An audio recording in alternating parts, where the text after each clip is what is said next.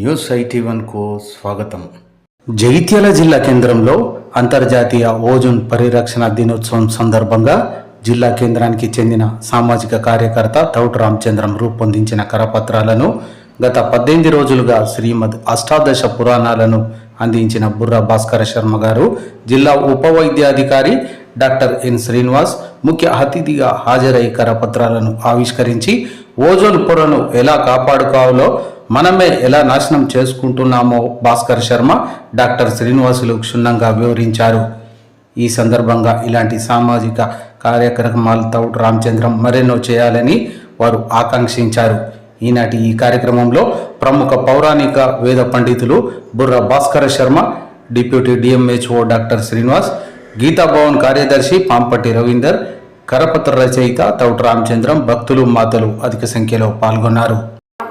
శక్తిని పొందాలో అంత శక్తి ఉన్న వెలుతురు మాత్రమే పంపడానికి వీలుగా భగవంతుడే ఒక పొర ఏర్పాటు చేశాడు ఆకాశంలో. ఆ పొరనే ఓజోన్ అని పిలుస్తున్నాం. ఈ ఓజోన్ అనే పొర సురక్షితంగా ఉండాలి అంటే భగవంతుడే ఏర్పాటు చేశాడు. చేసిన తర్వాత దాన్ని మనం కాపాడుకోవాలి. అవునా కాదా అండి?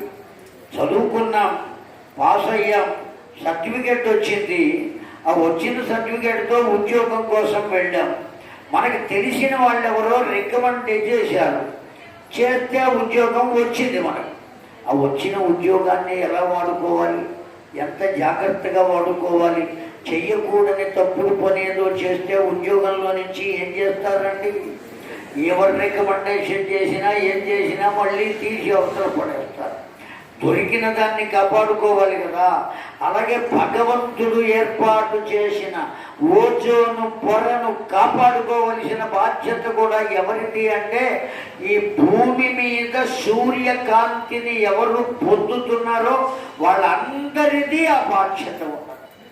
ఎవరు వాళ్ళకున్నది వీళ్ళకున్నది అనేది కాదు. రామం గారికి మాత్రమే కాదు, ఆ డాక్టర్ గారికి మాత్రమే కాదు, లేదు మా రవీంద్ర గారికి మాత్రమే కాదు. వాళ్ళు పెద్దవాళ్ళండి, వాళ్ళు చూసుకుంటారు, నేను అనుభవిస్తాను అంటే కుదరదు. ఆ ఓజోన్ పొరను జాగ్రత్తగా కాపాడుకోవాలి. అది పాడైపోకుండా ఉండాలి అంటే వాయు కాలుష్యం కానీ, శబ్ద కాలుష్యం కానీ, వాతావరణ కాలుష్యం కానీ ఏ విధంగానూ కాలుష్యము లేకుండా ఉండాలి. శబ్ద కాలుష్యాలు ఉన్నాయి, వాతావరణ కాలుష్యాలు ఉన్నాయి, అనేక రకాలైన. మన ఇంట్లో చెత్త మొత్తం ఊడుస్తాం, తీసుకువెళ్ళి అటు ఇటు చూసి పక్కింటి వాళ్ళ ముందు పడేస్తాం. అవునా కదా అండి? చేస్తున్న పనులే చెబుతున్నాను నేను. ఒక డస్ట్బిన్ అక్కడ పెట్టి అందులో పెట్టి ఎక్కడైనా ఊరికి దూరంగా, అది కూడా ఏం చేయాలి? పెట్టిన వెంటనే దాన్ని దహనం చేయాలి. అలా చెత్తగా ఉండకూడదు. అది కుళ్ళిపోయి ఆ దుర్గంధం వస్తే తద్వారా ఏమవుతుంది? అక్కడ వెళ్తుంది. వెళ్ళవలసిన వాహనాలు, ఆ వాహనాల నుండి వచ్చేటువంటి పొగ అనేక రకాలుగా ఆ ఓజోన్ పొరకు అనేక రకాలైన బాధలు కలిగి రంధ్రాలు పడుతున్నాయి. ఇప్పటికే కొంతవరకు ఆ రంధ్రాలు ఉన్నాయి. ఇంకా దాన్ని కాపాడుకోకపోతే ఎటువంటి స్థితి కలుగుతుందంటే, ఆ సూర్యుడి నుంచి వచ్చే కిరణాలు డైరెక్ట్గా మన మీద పడితే బొబ్బలు పొక్కి చర్మంగా కాకుండా ఓ వింతగా మనకు కనబడి మనకు మనమే అసహ్యం వేసి మనల్ని మనమే చంపుకునేటువంటి స్థితి కలుగుతుంది. అలా కలగకుండా మనం బ్రతకాలి. మన తరువాత తరాలు వాళ్ళు కూడా బ్రతకాలి. మన తర్వాత వాళ్ళు ఉన్నారు కదా, మన ముందున్న వాళ్ళు చాలా మంచిగా కాపాడారు. ఇప్పుడు మనం అనుభవిస్తున్నాం. మనం జాగ్రత్తగా కాపాడితే తరువాతి తరాలు ఎటు అనేక రకాలైనటువంటి ఆ కాలుష్యం వల్ల ప్రభుత్వపు కాలుష్యం కానీ, ఇంకో కాలుష్యం కానీ అనేకం ఉన్నాయి. సాధ్యమైనంత వరకు వాటినన్నిటినీ ఎదిరించి అవి జరగకుండా చూడడం కోసమే నా వంతుగా నేను ఈ పని చేయాలి అని మన రామచంద్రం గారు ఈ పనికి పూనుకున్నారు.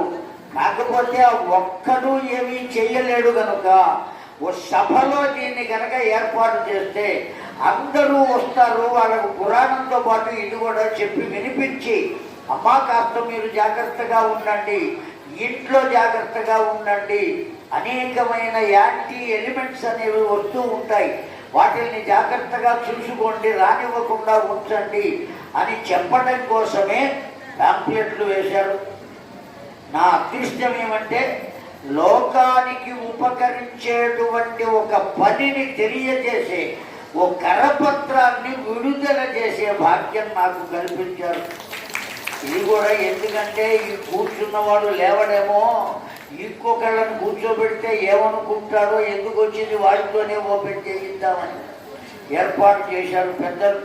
డాక్టర్ గారు కూడా వచ్చారు, వారు కూడా 2 మాటలు చెబుతారు. డిఎంహెచ్ఓ అంటారు, అంతేనా? చాలా మంచి గొప్ప పదవిలో ఉన్నటువంటి వారు వచ్చారు. మన బాధ్యతగా మనం చేయవలసింది చేయాలండి. అంత అసలు ఏది కాదండి, స్త్రీలు తలుచుకుంటే. భాస్కర్ శర్మ గారికి సార్ సబ్జెక్ట్ వేరేగా బాగా చెప్పారు సార్. సబ్జెక్ట్ కాకపోయినా కూడా దాని గురించి చెప్పడానికి ట్రై చేశారు. ఓజోన్ అంటే అందరూ తెలుసండి, నేను కొత్తగా చెప్పాల్సిన పని లేదు. మన ఎన్విరాన్మెంట్లో ఒక 10 to 15 కిలోమీటర్స్ పైన ఓజోన్ పొర అనేది ఉంటుంది. అదొక గ్యాస్తో మనం ఎట్లయితే ఆక్సిజన్ పీలుస్తున్నామో, గాలి పీలుస్తున్నామో, అట్లాంటి లేయరే 15 నుంచి 20 కిలోమీటర్ల పైన ఉంటుంది. సో ఇది ఏమైందంటే మనకి అల్ట్రావైలెట్ రేస్ అనేది, అల్ట్రావైలెట్ రేస్ నుంచి మన బాడీని కాపాడుతుంది. ఒక మనుషులనే కాకుండా చెట్లని, యానిమల్స్ని కూడా కాపాడుతాం. ఎప్పుడైతే ఈ ఓజోన్ పొర డ్యామేజ్ అవుతుందో, డ్యామేజ్ కావడం వల్ల ఏంటంటే మనం చేసే ఇండస్ట్రియల్ పొల్యూషన్ వల్ల కానీ, మనం వాడే ఏసీల వల్ల నుంచి వచ్చే కెమికల్స్ వల్ల కానీ, రెఫ్రిజిరేటర్స్ వల్ల కానీ, తర్వాత ఆటోమొబైల్ పొల్యూషన్ వల్ల ఏంటంటే కొన్ని రకాల కెమికల్స్ అనేవి రిలీజ్ అయ్యి ఆ పైకి వెళ్ళి దాన్ని డ్యామేజ్ చేయడం జరుగుతుంది. దానికి అందులో ఎక్కువగా వచ్చే కెమికల్స్ ఏముంటాయంటే ఫ్లోరో కార్బన్స్ ఉంటాయి, బ్రోమిన్ గ్యాస్ ఉంటుంది, హైడ్రోఫ్లోరో కార్బన్స్ ఉంటాయి. ఇట్లాంటి వల్ల ఏమైందంటే ఓజోన్ పొర అనేది డ్యామేజ్ అవుతుంది. ఇంత ఏదైతే మన శర్మ గారు చెప్పినట్టు డ్యామేజ్ కావడం జరిగితే ఏమైందంటే అతి డేంజర్ ఏమంటే అల్ట్రావైలెట్ రేస్ అనేది ఏదైతే ప్రొటెక్ట్ చేస్తుందో సార్ చెప్పినట్టు, అది మన బాడీ పైన తీవ్రమైన ఎఫెక్ట్ చూపెట్టే అవకాశం ఉంది. మన స్కిన్ డ్యామేజ్ అవకాశం ఉంది, స్కిన్లో బొబ్బలు వచ్చే ఫోటోటాక్సిక్ రియాక్షన్స్ వచ్చే అవకాశం ఉంది, స్కిన్ పిగ్మెంటేషన్ వచ్చే అవకాశం ఉంది, తొందరగా వయసు ముసలి వాళ్ళు అయ్యే అవకాశం కూడా ఉంది. సన్లైట్ డైరెక్ట్ వాడడం వల్ల ఫోటో ఏజింగ్ అంటారు, ముసలి ఏజ్ స్కిన్ అయ్యే అవకాశం ఉంది, చర్మంలో ముడతలు వచ్చే అవకాశం ఉంది, నల్లటి మచ్చలే అవకాశం ఉంది. ఇంకా ఎక్కువ డేంజరస్ ఏంటంటే స్కిన్ క్యాన్సర్స్ వచ్చే అవకాశం ఉంది. సో చెట్ల మీద కూడా ఎఫెక్ట్ ఉంటుంది, బాగా ఎఫెక్ట్ ఉంటుంది, యానిమల్స్ మీద కూడా ఎఫెక్ట్ అయ్యే అవకాశం ఉంది. సో ఇంకేంటంటే మనం ఒక్కొక్కసారి స్కిన్ క్యాన్సర్ వస్తే కొన్ని రకాల స్కిన్ క్యాన్సర్స్ ప్రాణాలకు కూడా అవుతుంది. సో ఇవన్నీ కాపాడుకోవాలంటే మనం ఏం చేయాలంటే ఎక్కువ శాతం చెట్లు నరుకుతా ఉన్నాము. ఆ చెట్ల విస్తీర్ణం అనేది పెంచాల్సిన అవసరం ఉంది.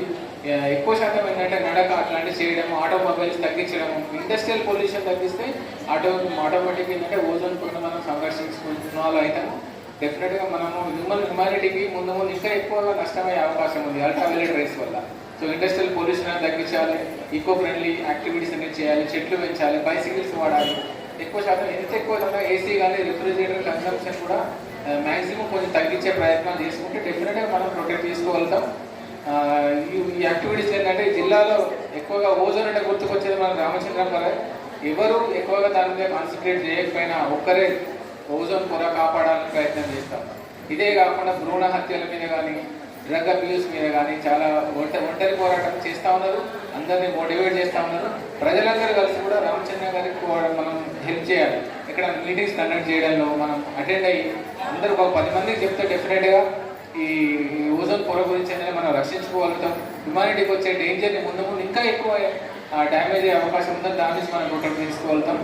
అట్లనే కాకుండా ప్రభుత్వం కూడా మనకి ఏంటంటే ఇప్పుడు కొత్తగా ఓజోన్ పొర కాకుండా ఓజోన్ పొర దినోత్సవం సందర్భంగా అడగగానే సంతోషంగా ఒప్పుకున్న మన పౌరాణికులు బుర్రా భాస్కర్ శర్మ గారు, అలాగే మన ముఖ్య అతిథి జిల్లా ఉప వైద్యాధికారి శ్రీనివాస్ గారు, అలాగే ఇక్కడ చేయడానికి అంగీకరించిన మన గీతా భవన్ కార్యదర్శి ప్రముఖ వ్యాఖ్యాత పంపటి రవీందర్ గారికి ఈ సందర్భంగా కృతజ్ఞతలు తెలుపుకుంటూ, ఓజోన్ పొర అంటే